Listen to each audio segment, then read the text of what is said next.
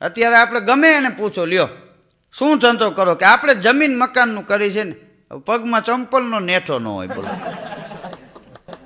હા, ફણોરિયો એ ચંપલ માથે હોય ને પેની હેઠી પડી હોય.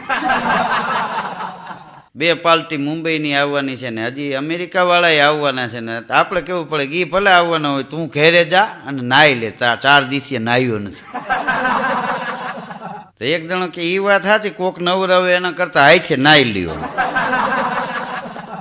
હા, એક છોકરો એના બાપાને કે અત્યારે એ કે જમીન મકાનનું બધું બહુ સારું હાલે, ખેતીવાડીની જમીન વેચવામાં એવો ક્રેઝ છે, તમે જોવો તો કે પ્લોટ લેવામાં સારું. અત્યારે તો મેં છાપામાં વાંચ્યું કે ચંદ્ર ઉપર માણસ પૂગી ગયા, મંગળ ઉપર માણસ પૂગી ગયા.